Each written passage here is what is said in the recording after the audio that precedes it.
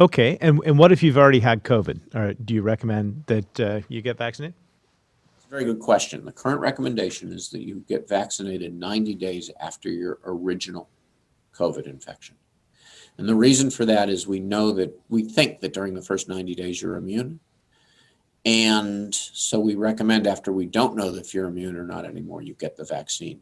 It should be noted that because people who have had COVID have already made antibodies to COVID, they're the ones that seem to have more of the fevers, more of the chills, more of the flu-like symptoms with the vaccine. Mm-hmm. So people who have had COVID should wait 90 days, get vaccinated at that time, and be aware that they are more likely to have the flu-like illness side effects that occur with the vaccine. Interesting. So that would be true for first responders and medical professionals as well? And we've had a number of people who have had COVID that have already been vaccinated. Okay. And my understanding is these vaccines have been approved for adults and not children. Can you talk about when there might be a rollout for children? I realize they're less susceptible to COVID, but nonetheless can still get it.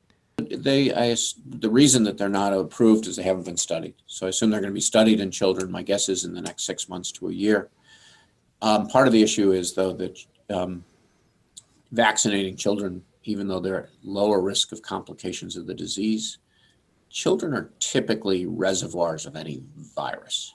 So one of the things we've really learned about this virus is you might not get sick from it, but when you come home and give it to your mother or father, or worse yet, your elderly grandparents, they get very sick.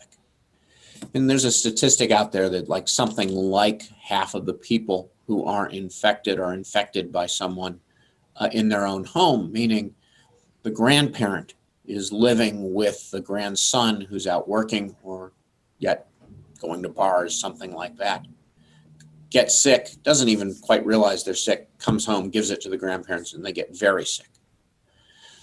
So one of the reasons that it would be important to vaccinate children is that it would probably really slow down the disease because they won't infect their parents, who won't infect the grandparents.